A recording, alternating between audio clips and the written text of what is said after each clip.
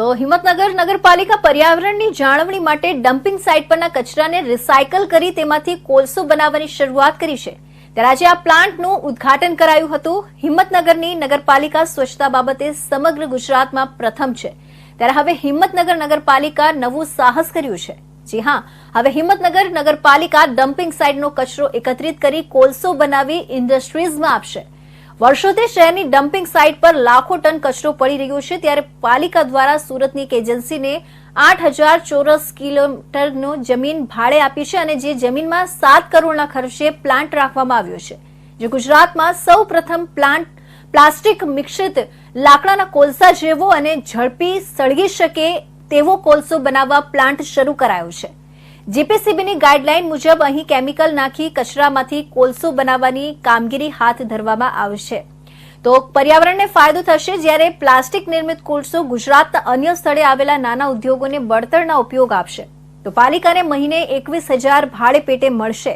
હિંમતનગર નગરપાલિકાએ સૌ પ્રથમ પર્યાવરણની જાળવણી માટે એક નવતર પ્રયાસ હાથ ધર્યો હતો અને જેને લઈને શહેરની ગંદકી તો સાફ થશે જ, આ ઉપરાંત આર્થિક લાભ પણ મળશે।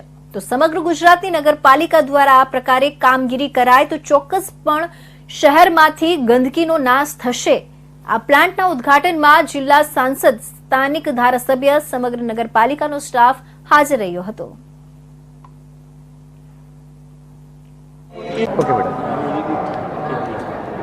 આજના સમયમાં જ્યારે કોન્ટામિનેટેડ પ્લાસ્ટિક, રિફ્યુઝ પ્લાસ્ટિકનો ભરાવો લેન્ડફિલ સાઇટ ઉપર થઈ રહ્યો છે, આ એક એવું પ્લાસ્ટિક છે કે જેનું રિસાયકલિંગ થતું નથી અને આપણે એને ભંગારમાં પણ નથી આપી શકતા।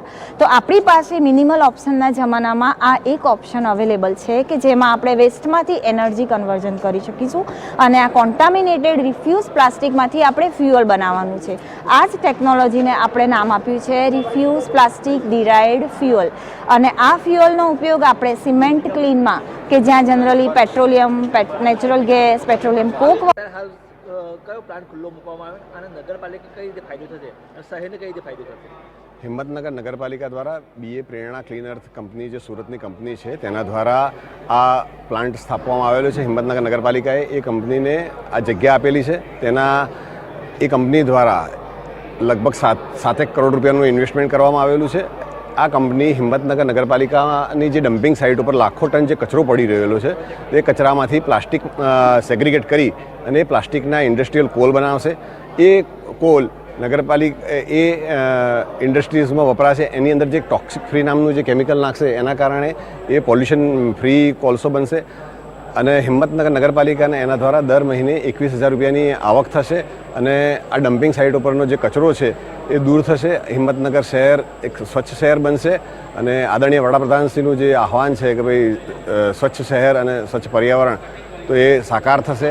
આના દ્વારા નગરપાલિકાને અને શહેરની જનતાને બહુ મોટા આશીર્વાદરૂપ ફાયદો થશે। કોના દ્વારા પ્લાન્ટ ખુલ્લો મૂકવામાં આવ્યો?